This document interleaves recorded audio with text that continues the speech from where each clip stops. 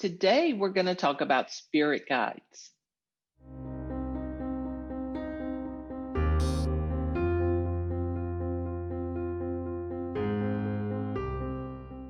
Hi, beloveds. This is Tamala, your empowerment partner, professor, and psychic, and welcome to your empowerment place. So, today we're going to talk about spirit guides, and I'm giving kind of a overview because this is a really complicated topic.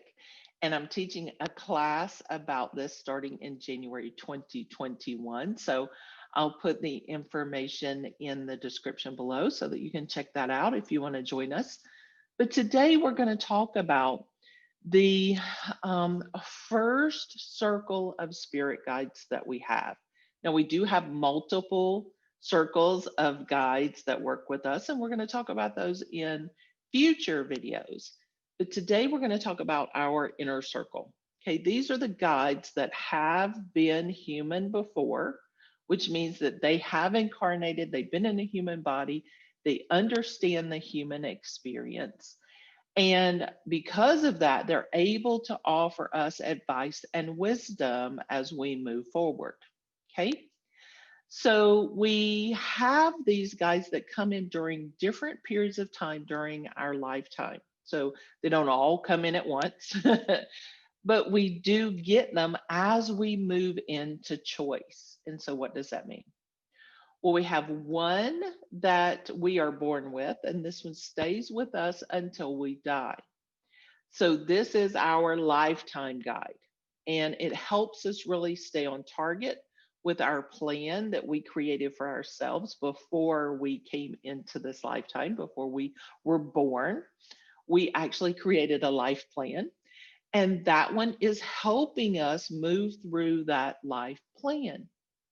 Now, the second guide that we get comes in somewhere between the ages of 4 and 6 years old, because this is when we come into that next phase of choice, right?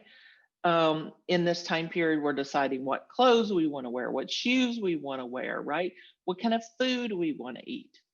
And so, as we are coming into more choice, we offer or have the opportunity for more guidance from spirit. So that's when our second one comes in. Then our third one comes in somewhere between the ages of 8 and 10.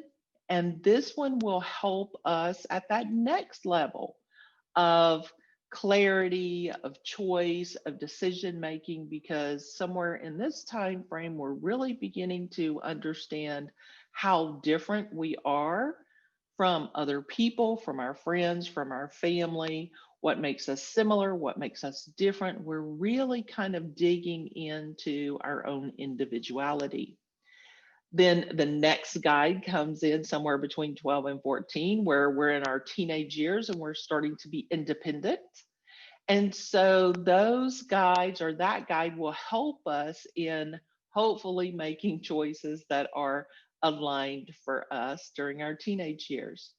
And then we get another one somewhere between 18 and 20, maybe even as long as 22.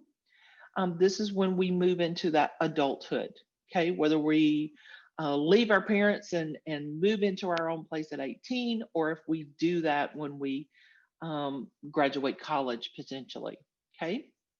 So we have these guides, and that's 5 guides. And we may get a sixth one as well to help us that comes after that 18 to 22 time period. And what each of these do is they really assist us in being able to make choices.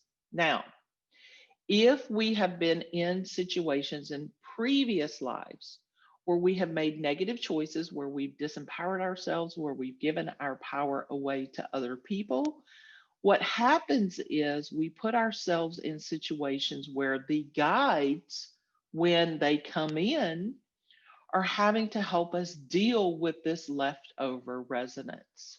And that's why sometimes our situations can be complicated, filled with chaos, or a resonance that we don't prefer. It's because we're carrying on the resonances from our past life into this current life, and we're continuing to perpetuate our patterns of behavior, right? And so, if you know anything about the Akashic record work that I do, we deal with and resolve those issues through the Akashic work. But we also can put ourselves in situations where our spirit guides are holding negativity for us. And so, what that means is when they come in, if we are perpetuating a pattern of disempowerment during that time, when they come in, they will uphold that pattern for us long past the duration of when that was necessary. So if we had a guide that came in when we were 5 years old, right, our second guide, and we were in a pattern of isolation for whatever reason, we were separating ourselves from other friends, we were separating ourselves from our parents, we were spending time in isolation, then that guide then is going to be holding that resonance of isolation for us, so that now that we're in our 50s, we may want to have friends and be in relationship and be social and have all these experiences, but we can't do that because this guide is still holding this energy of isolation for us. So it's really super important for us to not only understand our guides, who they are, how they communicate with us, what we do, but also if they are holding any negativity, we need to have them reassigned. And again, that's something that I do in the Akashic record work. So if we have any negative guides, we will want to have them reassigned. And when we do that, they get taken away, they get cleansed, and they get sent on to their next evolutionary process. And our new one comes in to help us fulfill whatever it was that we wanted fulfilled at that time. So after our team has been reassigned, if needed, what do we do? Well, then we learn how to communicate with them, how to recognize when they're communicating with us, what it is that they are here to help us with, because all of them have a different job. They all do different things and help us in different ways. And so that's part of what I'm going to be teaching in the Spirit Guide class in January. So I really hope that you join us for that. Thank you so much for watching today, and I really appreciate you supporting this channel. Make sure that you subscribe and leave me a comment and let me know what questions you have about spirit guides so that I make sure and include the answers to those in the course in January. And remember, I'm here every week, so I will see you next week.